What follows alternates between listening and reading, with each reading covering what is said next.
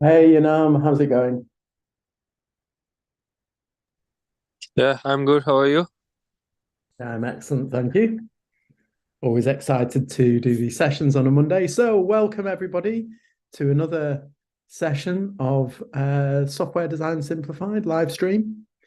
And today we are looking at this Go project for the third and final time.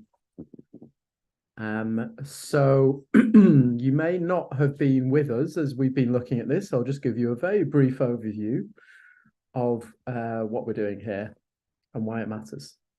So we have these various routes here in this routes file. I'm not that familiar with Go, um, but essentially we are kind of routing each of these endpoints to a function here, and this is an API.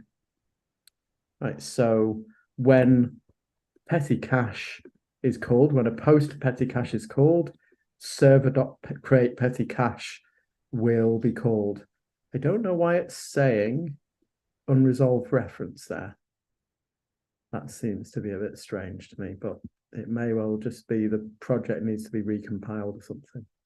Anyway, we have all of these tests here in payments test, and we have the payments production code. So we have been focusing on payment requests over the last few sessions. So we're going to continue to focus on that. Make payment request approval request. So what I thought we'd do is start to refactor some of these tests, because I don't know about you, but when I read this test, I feel slightly ill.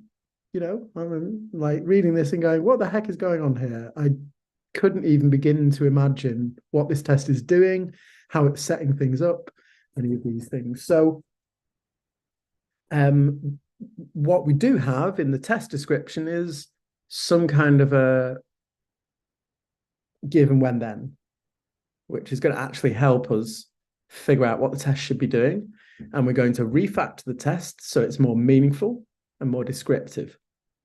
And this is a step I think a lot of engineers tend to miss, because we get obsessed with the quality of the production code. And I once heard somebody say, actually, the quality of the test code is potentially more important, because if you can read your tests and understand your tests, then you can change the production code. And if you can't, then it's almost like you're stuck even refactoring the production code. So test quality and readability is really important to me. So let's work on this a little bit. Um, so any questions from anybody before I start diving in? It's really important to me to try and engage everybody on the stream. I regularly fail to do this. People don't like speaking up. People don't like feeling like they're asking silly questions. What I will say is, if you've got any questions at all, please pop them in the chat or just take yourself off mute, and very happy to be interrupted. Okay. Cool. Okay, so test given a user who is not an admin when requesting a payment approval, then return unauthorized. Okay, so I'm going to follow the 4 rules of simple design here. And 4 rules. Just give me a like, give me a reaction in the either in the chat or in your message windows, in your little reactions in Zoom, if you've ever heard of the 4 rules of simple design. Has anybody come across this before? I haven't. Cool. So here goes nothing. First one is the code works. This is by Kent Beck. Kent Beck is an absolute genius, and he's come up with about 20 different incredible ideas that have changed my life and many other programmers' life. So this is the 4 rules of simple design. Number 1, the code works. Some people say passes all the tests. I would argue that if you've got poor test coverage, if you've got one test and it's not very good and it passes all the tests, it doesn't mean it works. But we're going to take this as an assumption for today's session. The next one is the names reveal intention. Names reveal intent. That means good names. That means names that are English readable and English understandable. We read code far more times than it is written. And so readability is really important and understandability is really important. What I've found is number 2 is the most important rule. And this is one we're going to focus on the most in these sessions, in this session today. No duplication. ChatGPT is doing my work for me. Thank you. So no duplication. I find I sometimes am not that harsh with this rule. I allow some duplication to build up because I find if your code is too dry, then it can get very, very brittle. And finally, fewest elements. So no unnecessary elements, no dead code, no code that you wonder, oh, is this even being executed? And you find out it's not. But it also can apply to abstractions. If you've got an abstraction that is not doing very much, or a lazy class or lazy function, get rid of that and dissolve everything down into the fewest elements you can to communicate the idea. And the wonderful thing, the reason I love the 4 rules of simple design is because they're sequential and they give you an order and they give you a very simple process to work through. So it's great when you're stuck with some code, you think it's pretty poor code, but I don't know where to start. There's all these different classes, all these different files. I don't even know where to start. So we're going to start not at the very top of the test file, which I would normally do, but we're going to be a bit pragmatic because we've got limited time. So we're going to start here. I would say this is pretty readable as English. So we're going to go line by line and we're going to read out the code out loud. And for me, the bar is, can I read the code out loud and it makes sense as an English sentence? So next line, store, comma, serve. Immediately, I've got a name I don't like. Don't know about you. Set up test server and mock store. Okay. The question I have is, where are we using serve? Now, this is Go code, so you need to be mindful of the conventions of Go, which are to shorten variables. But I would always tend on the side of slightly more verbose variables. I don't mind this kind of thing, T testing, because it's just something that's passed in here, and it's T everywhere. So I'm not too bothered about single letter variables that are just very, very brief things that are being passed in repeatedly through everything, because it's just a bit of a pattern. But things like this, where they're actual objects, or maybe functions, we're not really sure. Functions, variables, structs, I'm not sure. But I would call this server. We're setting up a test server and mock store. So I'm going to change that to server to the power of Golang, and then we're just going to run the test, make sure it still works. Great. Now this is kind of interesting. It says set up test server and mock store. I would expect it to give us back a server and a mock store, except it gives us back a store and a server. So that's just a little bit of cognitive dissonance there that I don't really like. Some people think I go a bit far with things like this, but every single little bit of friction, I find bad software is death by 1,000 paper cuts. So it's not necessarily one huge thing that's glaring that you go, oh, this is terrible. It's lots and lots and lots of little things, and they all add up to a very frustrating developer experience. And given it's, renamed, that is not finished yet. Okay. Why is that then? Given that it is a key press on the keyboard, then I would say it's worth doing. Okay. Why is that not letting me? Okay, some weird thing with my Vim integration. So we're going to change this to be setup, mock store, and test server. Setup, mock store and test serve. Okay. And we'll run the test again. Make sure it passes. Great. This is where things get really hairy for me on this next line. Store.expect get by username or email, go mock, return user DB. If you read any of this stuff out loud to anybody, they would think you were having a nervous breakdown or something. Like, this does not make any English sense. So what is this actually doing?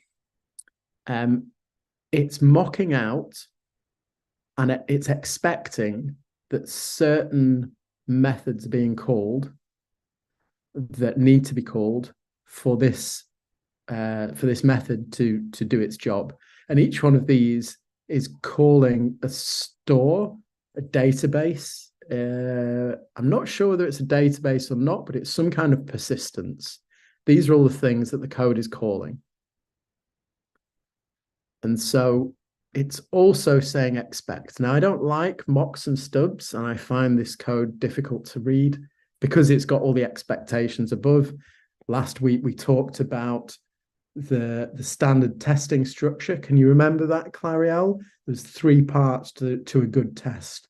Can you remember what they are? Range, act, assert.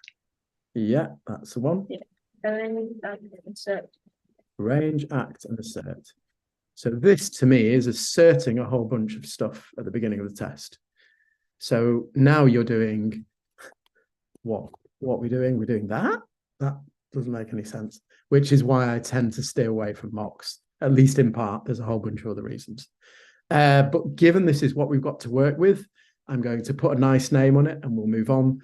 And then we'll maybe look at how we can refactor this to be a lot more expressive later, because it requires some fairly major changes.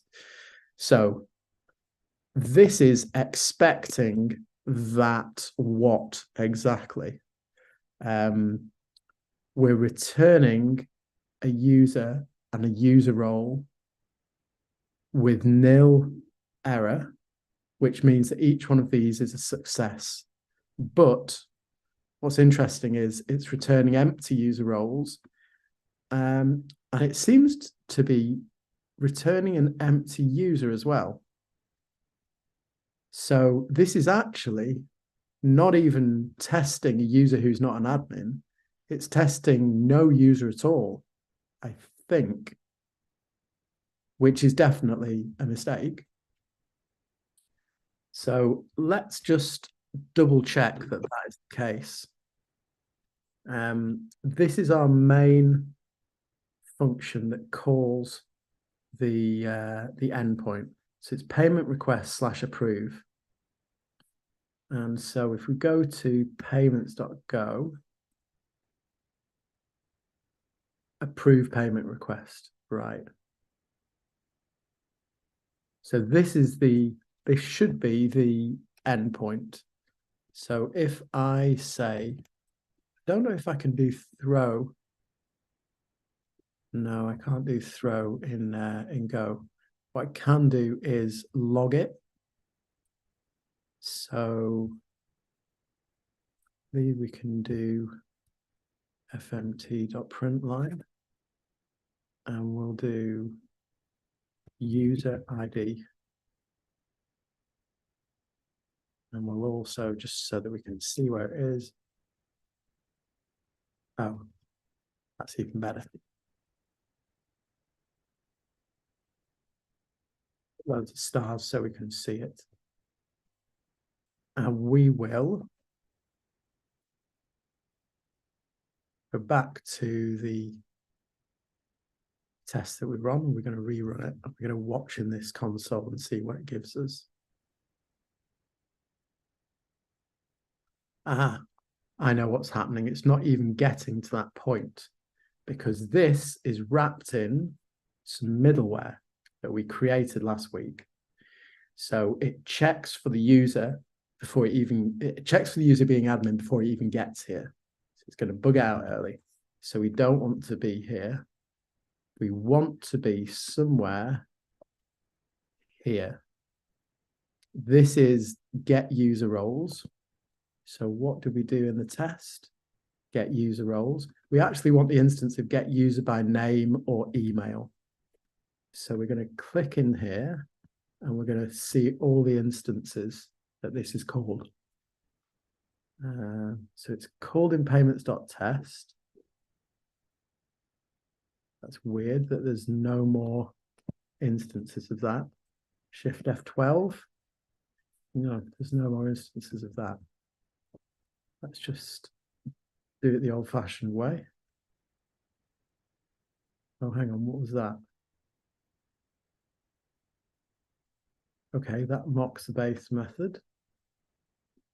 Mocks the base method. Here we are. This is the bit. Current user middleware. Great, okay. So it's here. What we could probably do is a debug, actually, and just see what this comes back with. Get username by name or... Oh, that's the params. We actually want to do it on this line, don't we? So that we can figure out what user is. And we can figure out, is that user blank? Is it just an empty role? Is it empty? Which it looks to me like it is. Okay, so we're going to now debug this test. And we'll see what happens. Just thinking about it.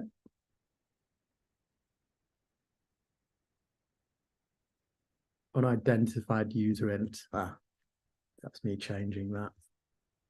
Silly boy. Okay.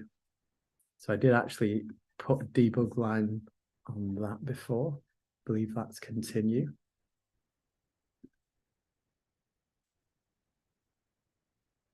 No. Oh, it's continues down here. Of course it is. Yeah. Okay, great. Get user by name or email. And that comes back with, yeah, an empty user, as I thought. That's hilarious. So it's mocking out get user by name or email, and it's coming back with no user at all, which is definitely not what we want to test for. So I often find this, that by examining the naming of things, you'll find defects in the test, because you'll start to think, wait a minute, is that doing what I think it's doing? Because it forces you to think, what is it actually doing? You just look at the expect, and at first blush, there's a whole load of stuff going on here, but it all gets lost in the noise until you say, well, let's try and describe this. Then you realize it's coming back with an empty user. So a user who is not an admin, that's what we kind of want to create the concept of. So for want of a better word, I'm going to call them a regular user. Regular user equals. So we're just going to very small steps. You can already see how good I am at Go by me making silly mistakes like that. Okay, so we're going to stop that. We're going to run the test again. And now this should pass in exactly the same way. Nothing should be different. Great. So now we're going to make this into an actual regular user, believe it or not. Now, this is the bit where I do struggle. Let's see. I think I can just do that. We'll just have a username, some kind of email. Oh, I love ChatGPT, although when it makes mistakes like that. It's actually GitHub Copilot if you want to really mince words. But okay, so we've got this regular user. And what we should see now, hopefully, is in here, when we do a debug, we're going to see user be an actual proper user instead of one of these silly fake things. Great. Okay, that looks a bit more lively. And what we should see is the test should still pass in exactly the same way. So this isn't really a functionality thing for this test. Although, of course, if you think about it, this immediately implies a missing bit of functionality. It implies a missing test here. So you're saying to me, no user at all should have exactly the same behavior as a regular user. No, no, no, no. Surely, I mean, okay, it's status unauthorized, but surely it shouldn't say you don't have permission to access this resource. It should say something like there is no user, or user missing, or user not found, or something like that. It would still be the same status, but this is something I find all the time with APIs written by a lot of engineers, including myself, is they miss all these weird little edge cases. They end up with these error messages that sort of make sense, but not quite. And then when you're debugging, it's a nightmare because you're saying, well, hang on, why don't I have permission? And actually what you've done is provide a user that doesn't even exist.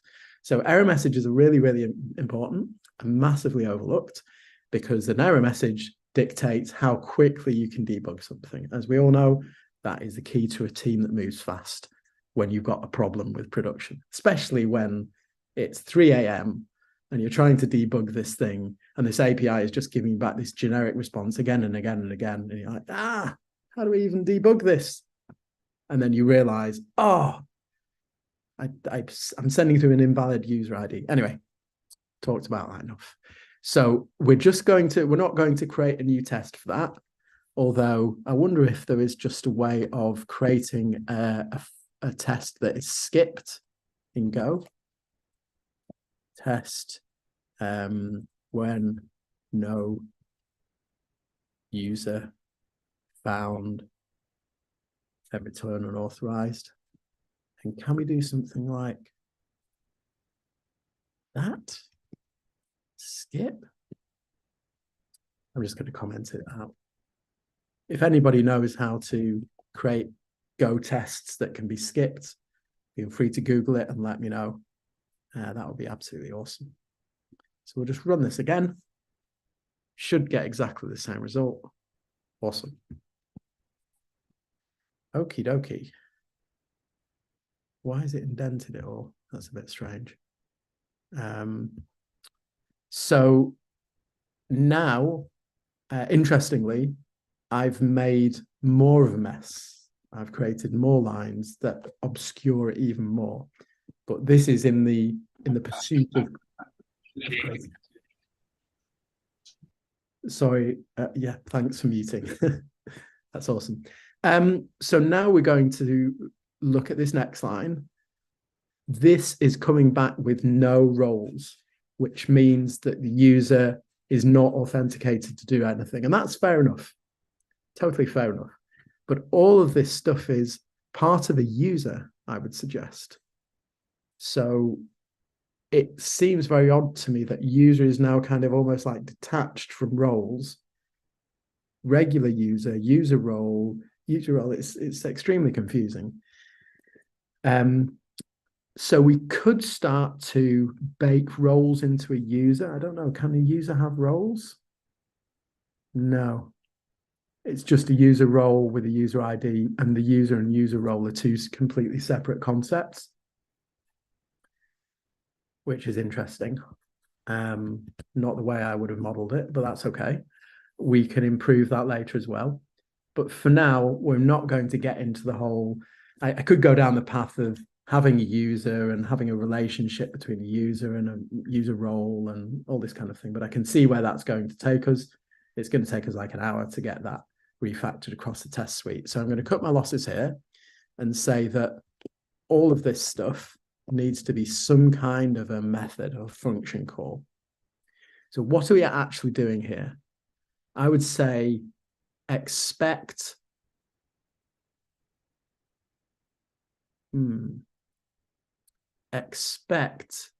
regular user to be found or something like that. So we're going to keep regular user separate because that's quite a nice name. And we're going to shrink all of this down into one function call. And then we're going to treat all of this separately. So I find it actually quite nice to use something called programming by intent here. I use this all the time, especially when I'm faced with just a big block of noise here and I don't really know what I want. Programming by intent tells you write the code you wish you had and then make it work. It's a really simple idea. So what I'd like to do is something like expect regular user to be found. Expect regular user to be found, or expect regular user to exist would be probably better. So I want this regular user to be passed in as a variable, because that's a bit more composable, because then we could pass in an admin user, we could have passed into this user, that user. So we could say user to exist, and the first argument might be user. But it will be regular user, wouldn't it? And then because Go doesn't really have any this concept of objects really, and it's just functions, I'm going to live with passing T and store in, but I'm just going to switch the arguments around a little bit. I think T should be at the last variable, because that's the kind of thing that is just keeps being passed down, and store should be here. And in fact, if you look at the dependencies, we don't even need T. So I don't know why I was suggesting that. So that's a bit silly, isn't it? So let's move regular user up. Okay, we'll deal with creating a regular user and encapsulating that in a nice little method in a moment. And for now, we can just press the classic option return. Thank you, Goland, and create a function. That all looks good to me. And then we'll just move all of this stuff here. Can I do that? I can. Cool. Inside there, tidy it up, make sure this is user, and run the test. Really important to keep running the tests. Normally I would run all the tests, but I can show you what happens when we do that. We have a test that for some reason maintains some state, and there's this funny thing to do with the server not being able to restart. It only started doing this on the last stream, so I can't figure out how to solve that. I will solve that at my own time, but just imagine me running all the tests now. I don't want to start delving into that and debugging this when we've got like 25 minutes left or something. The last thing I want to do before we move on to this bit of stuff, this bit of cruft, is to shrink all this down to one line. We can just say create regular user or something like that. So we're going to extract that into a function called create regular user. And then of course we can now inline that. Now create regular user sounds like I'm creating them in a database now. So this is where you need to be a little bit, start to blur the lines a little bit. You can go regular user, expect user to exist regular user, and I would argue because we're not persisting it anywhere, that's probably okay.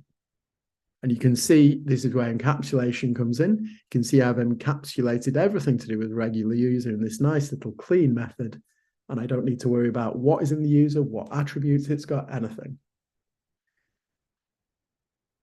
Okay, cool. I'm still not a fan of this, but I'm going to live with it for now. Now, payment request, create random payment request. Could be worse. Let's see. Does this do what I think it does, which is create a random payment request? Oh, interesting. Right. So that goes into the DB. This is a package in Go, so it's a module. This is just a struct though. So you're just creating a payment request struct. So again, that seems, it's a little bit misleading. It's not creating it in a DB. So if we're doing regular user here, let's do payment request here. I would shy away from the word random, because the way I tend to do it in tests is anything, and I've kind of been inspired by Ruby a little bit, anything that is just a payment request that's not stored anywhere, I just call it payment request. If it's a special kind of payment request, like a faulty payment request or unpaid payment request or something like that, I'll put that in the name. But I think all of this, create random, I just read that and my eye just skims over it. It's just noise. So we're going to rename that to payment request. Now, of course, we've got payment request is payment request. So unless that's used somewhere else, that's just noise. So we inline that. And now now that we've set up a pattern for this, we can kind of follow a similar pattern. Expect approve audit payment request with audit. Now, what is this? Expect this to be called with, I should also say I'm not a fan of this. This is not at all descriptive. I don't know what any of these three arguments are, but let's just see. This is a context, user ID, and some params, which immediately screams out to me, do you not want to check that this is being called with the correct user ID? No, just any user ID is fine, is it? Interesting.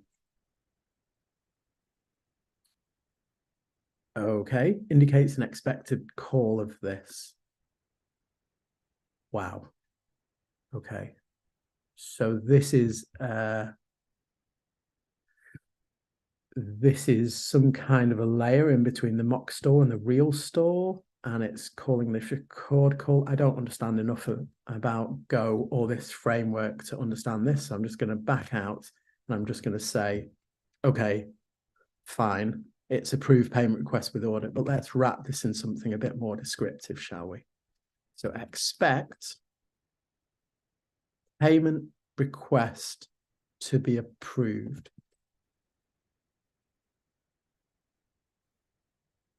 See the difference? Expect approved payment request with audit, go mark any, go mark any, go mark any, return payment request nil. Or expect payment request to be approved. Oh, I know what that means.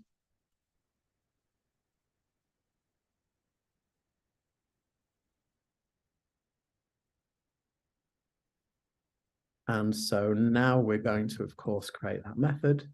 Oops. Function even.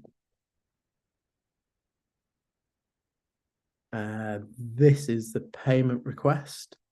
So let's rename that to the payment request. Let's get rid of the brackets on that so it's not calling it. Now, interestingly, that payment request isn't used anywhere. So I'm wondering, can we just get rid of that argument altogether? That's a bit of a, yeah, I'm going to keep it in there for now. But it does seem a bit repetitive. I always watch out for repetitions. So duplication even in a line, you know, expect payment request to be approved payment request store. I'd rather it's just expect payment request to be approved. But then again, we are passing into it. Horses for courses. I'm not going to agonize about that anymore.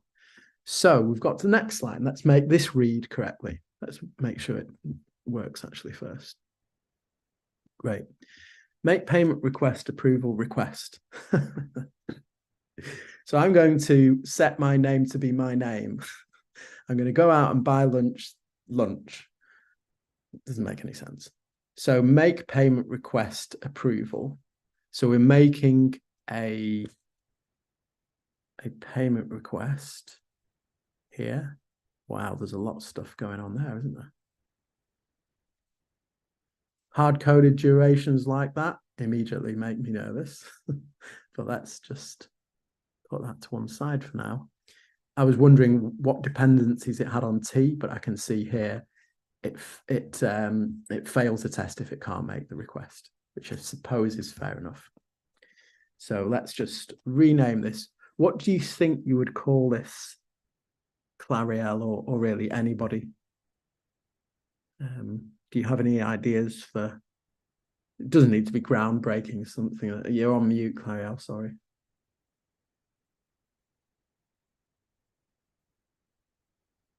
I would just call this personally. So it's doing weird things again. I would call this make payment request. Payment approval request. Small tweak, just reads more nicely. Now, what's this? Require no error. So my rule here is the arrange, the act, and the assert. The whole test can have 2 blank lines. This is from my friend Joe's blog. Right. 2 blank lines for a test. This is what I kind of now stick to when I'm writing tests, and it's been a game changer. I read this like whatever 6 years ago, and I never looked back. So he says arrange, act, assert, or given when then. If you like the given when then, it's the same kind of idea. And you just have 1 blank line here, 1 blank line here, and that is that. So this is an assert. So I don't want to put the blank line there. I want to put it there. Require no error, T error. Okay. I mean, I can kind of I can read it and work it out what it is. I would quite like this to say, expect request to have succeeded or something like that. But I think there's a chance of us over abstracting there and just adding a wrap around it that really does very little. So again, it's a trade-off. You've got to make a judgment call. Sometimes the cost of an extra function, if the function is that simple, you don't want too many elements, you know. So we're going to leave that.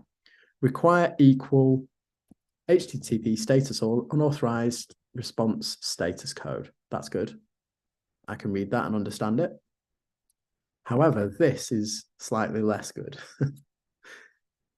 Body bytes IO read or response body if is nil, fatal, failed to read response body, require equal expected. You don't have permission to access this resource, and at this point I'm running out of breath. Wow, what's all that doing? Really, that's checking the body is equal to this. So I'm going to write the code I wish I had, which might be something like body equals, oh, it's writing it for me. Wonderful. Extract body from response. I like it. And then just expect that. And none of this string body bytes nonsense, just body, because I expect this to be a string already. And just while we're at it, this doesn't look right to me. This is a double quoted string. So it's like a JSON double quoted string. I don't know what kind of API or code would be able to read that and make sense of it. Should it either be a string or JSON object, but not this weird stuff. So that's for another day. So we're going to create function. You can probably guess what I'm going to do here. I am going to chuck all of this nonsense in here. We're going to return string body bytes. Okay. I don't know why that says returns an interface. That's a bit curious. Surely that should be string. Okay, it's not yelling at me. And we'll delete that. We'll shrink that down. No blank lines, apart from the 2. Okay. It feels, I quite like patterns here. So I quite like doing things like that so that you can see the body goes in here, you're checking it's equal, and you've got the 2 equals together. But equally, I can see how we would want to check the status code first and then the body. But either way, you could also, if you wanted, do this. This might be quite interesting, actually. Extract body and status code. In fact, I'll do a fancy pants refactoring here with another result, which will be, what is status code? It's some kind of a type, isn't it? what is this?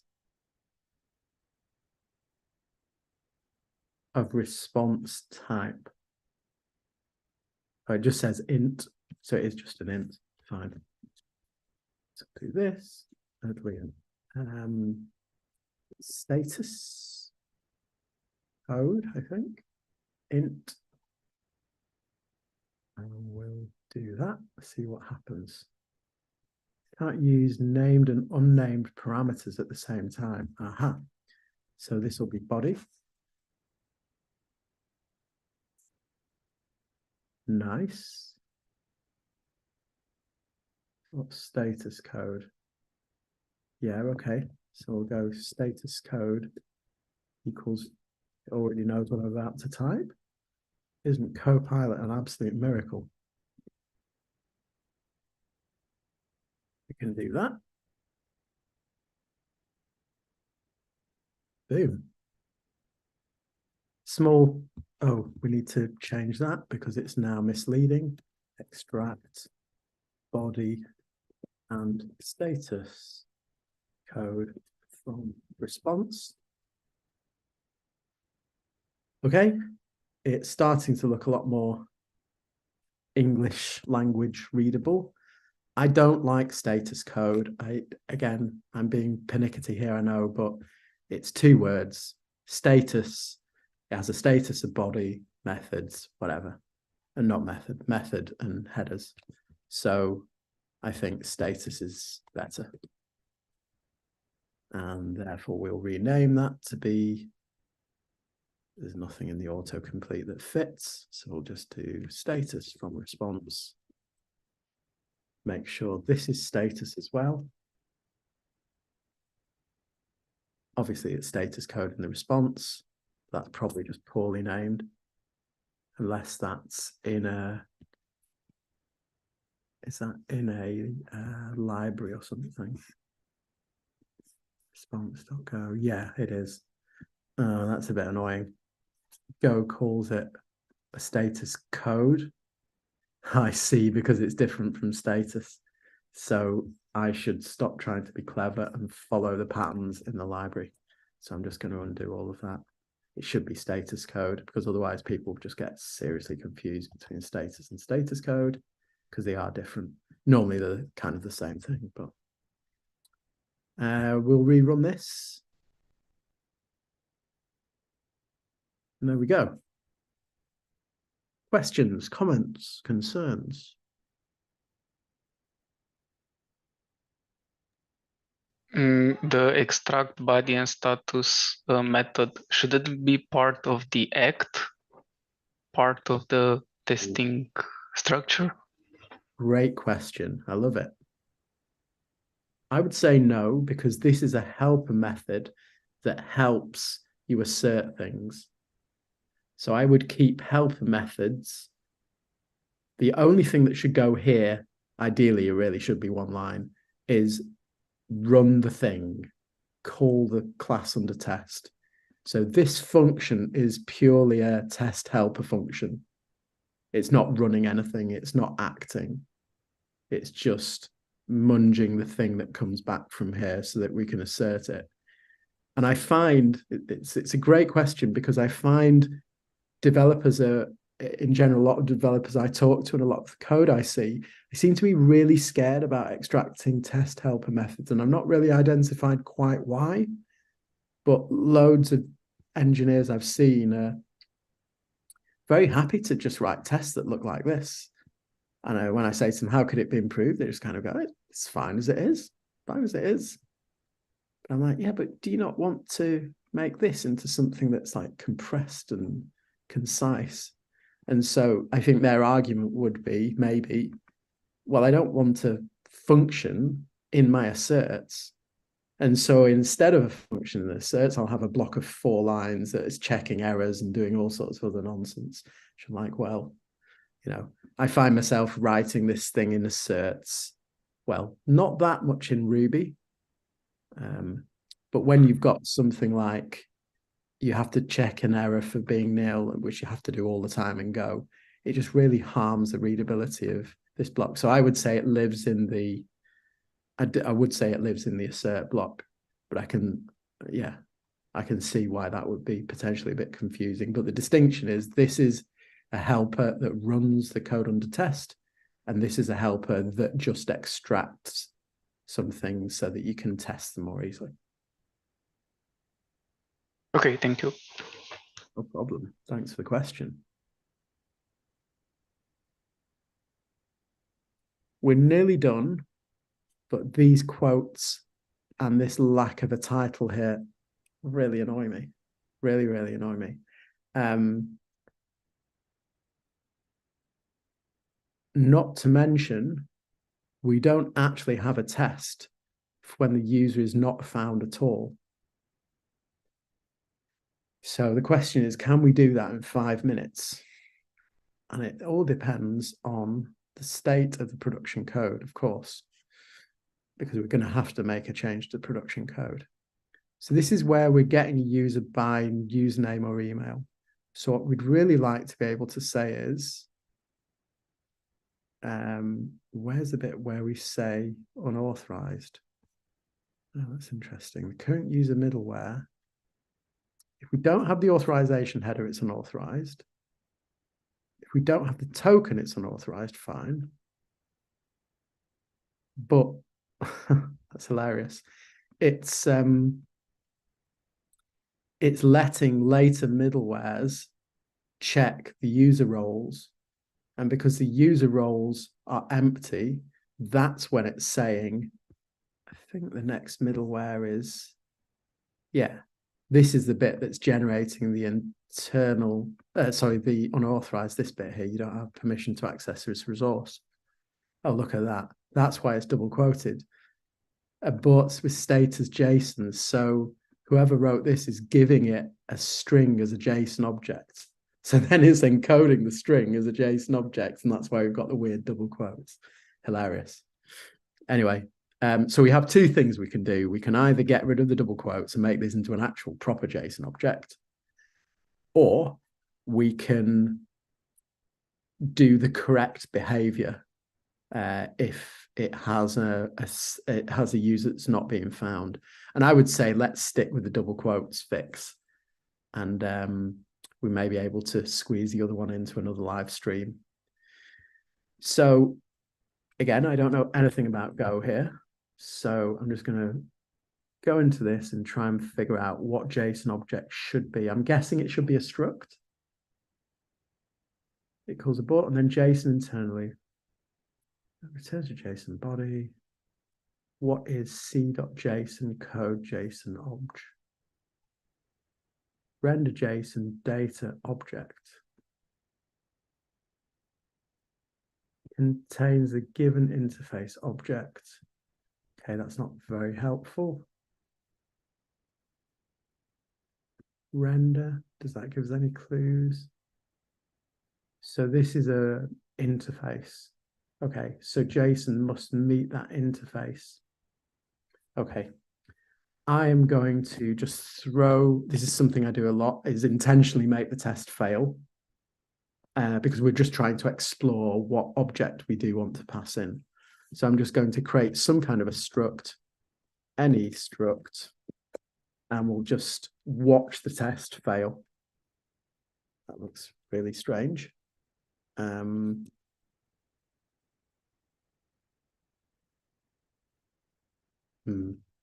Why don't we chuck in the user actually as a struct? So do we have access to the user here? We've got access to the user roles and the user ID, but not the user, annoyingly. Okay, fine, I'll just create a user then. How do I do, is it user, capital U? Is it db.user? Honestly don't know. How do we do it in the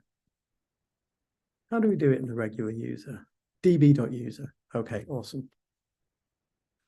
Stick this in here and we'll just pass in that struct and we'll see if it likes it. Okay, the compiler hasn't yelled at me yet. And let's run this and see what we get. We should get a failure. Hey, there we go. Brilliant. It does come back. If you just pass in the struct, it'll serialize that to JSON. Very nice indeed. So what we can do is create a struct that describes the error properly instead of just this like string that couldn't be parsed by JSON. I'm interested in what this gives. Oh, that converts an error to JSON. Okay. Oh, that's interesting. Maybe if we copy this idea, because this looks like just a plain hash. So that would mean we wouldn't have to fiddle around creating a new struct, and because we've got 0 minutes left now. Sorry, everybody, I'm running over a little bit here. Gin H. Okay.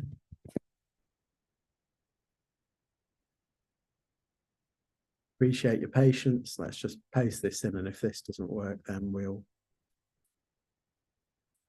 give it a rest. Awesome. So we can just say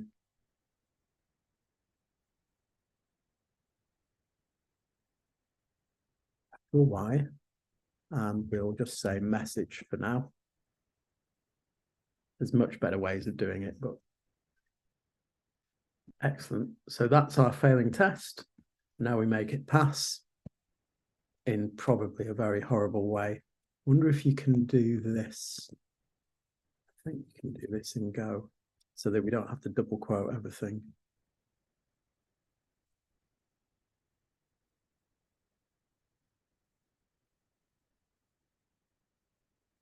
Okay, let's run it. Let's see if it passes. And it does. And we're finished. There are no double quotes, clustering everything up. Again, readability is so important. You don't want to start reading these backslash quote, backslash, backslash nonsense. Just tell me what the string is you expect. And we'll commit that. Done way too much in one go there, actually. Forgotten to commit. But test, more readable. So, any questions before we wrap up?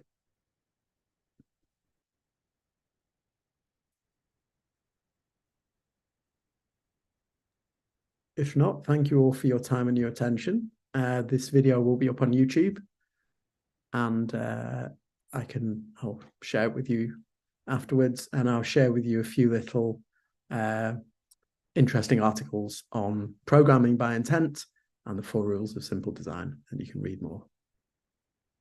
Thanks, Thank you very much. You're very welcome. Thank you for coming along.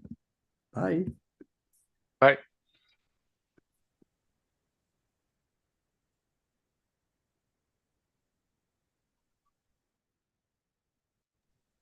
Thank you very much.